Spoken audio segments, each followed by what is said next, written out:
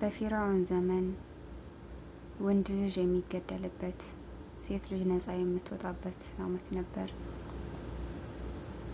ፊርዓውን አነ ረቡኩም ልአዕላ ወይም እኔ ታላቅ የበላይ ጌታችሁ ነኝ የሚልበት ዘመን ነበር። በዚያን ጊዜ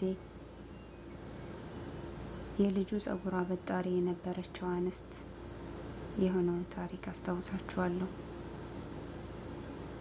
በእሷ ላይ የተፈጠረው ታሪክ በጣም ከባድና አሳዛኝ ነበር።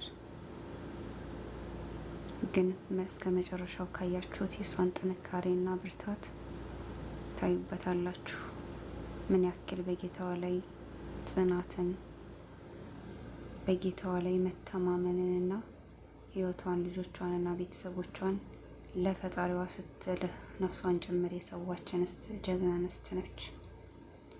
ለፊርዓውን የልጁ ጸጉር አበጣሪ ወይም ሰሪ ነበረች።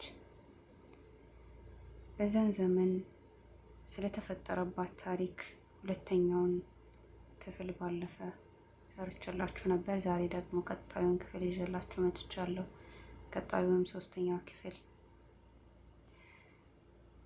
ሶስቱንም ልጆቿን ወደ ፈላውና ወደ ተፍለቀለቀው ውሃ ዘይት ከጨመሩባት በኋላ የመጨረሻ ወይም ጡቷን የምታጠባውን ልጅ ነጥቀው ከዘይት ከጨመሩባት በኋላ ምንም የተስፋ መቁረጥ ስሜትም አልተሰማት። አሰላሙ አለይኩም ወረህመቱላሂ ወበረካቱ። ውድና የተከበራችሁ የቻናሌ ተከታዮች እንዴት አላችሁ? ሰላም ሰላም ብያለሁ። ባላችሁበት የአላሁ ስብሓነሁ ወተዓላ እዝነት ርህራሄና ረህመቱ አይለያችሁ። ዛሬ በአዲስ ቪዲዮ ብቅ ብያለሁኝ። ይዤላችሁ የመጣሁት ከባለፈው ክፍል 2 የሞግዚቷ ታሪክ ብዬ የለቀኩት ቪዲዮ ነበረ፣ ክፍል 1 እና ክፍል 2። ዛሬ ደግሞ ሶስተኛውን ክፍል ይዤላችሁ መጥቻለሁ። ዘመኑ የፊርዓውን ዘመን ነበር። በዚያን ጊዜ ሴቶች ልጆች ነፃ የሚወጡበትና ወንድ ህፃናቶች ወይም ወንድ ልጅ የሚገደልበት ዓመት ነበር። ማንኛውም በዛን ዘመን የተወለደ ወንድ ህፃን ከመገደል አይዘልም ነበር። በዚያን ወቅት ለፊርዓውን ልጅ ጸጉር አበጣሪ የተመደበችዋ ሴት እንስት በጣም ጠንካራና አስተማሪ ታሪክ አላት። ሁለተኛውን ክፍል ድረስ 1 እና 2ን ሰርቻለሁ አልፌያለሁ። ሶስተኛውን እንቀጥላለን። እስከ መጨረሻው እንደምትከታተሉኝ ተስፋ አደርጋለሁ።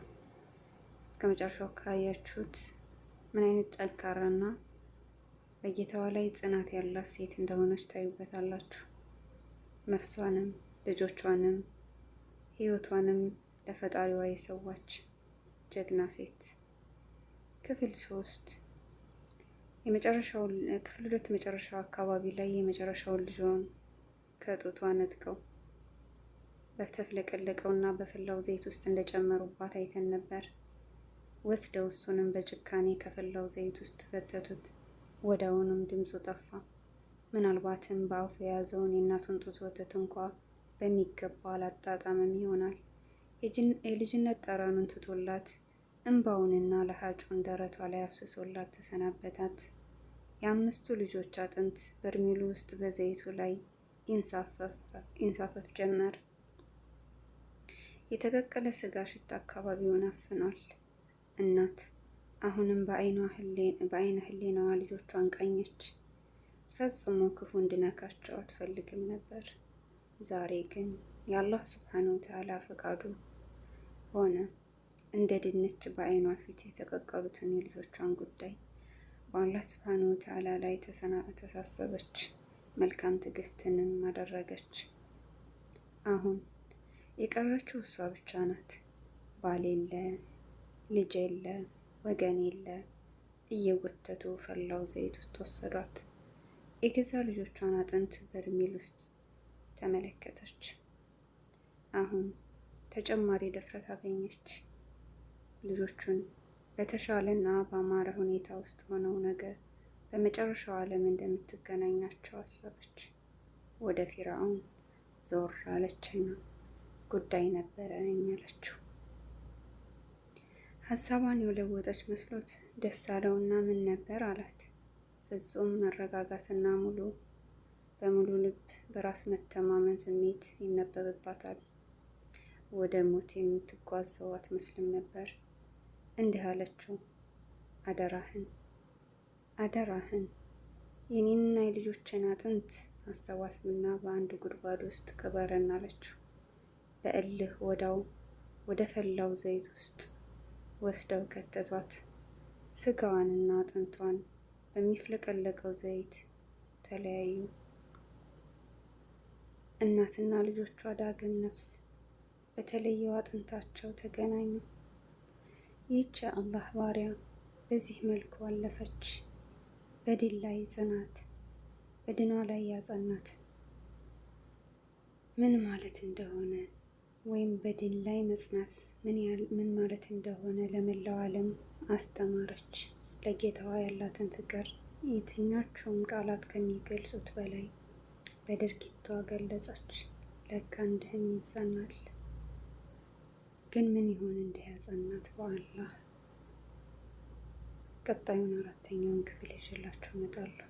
ከዚህ ታሪክ ብዙ እንማርበታለን። እስካሁን እስከዚህ ድረስ ስላዳመጣችሁኝ ከልብ አመሰግናለሁ። ጀዛኩሙላሁ ኸይር። ቻናሉን ሰብስክራይብ እያደረጋችሁ ወይም ላይክ፣ ሼር እያደረጋችሁ አበረታቱኝ። ይህን ታሪክ ከወደዳችሁት ላይክ አድርጉት፣ ሼር እና ሰብስክራይብ እያደረጋችሁ ቤተሰብ ሁኑ። በቀጣዩ ክፍል 4ኛውን ክፍል ይዤላችሁ እስከመጣ ድረስ ሰላም ሁኑልኝ። አሰላሙ አለይኩም ወራህመቱላሂ ወበረካቱ።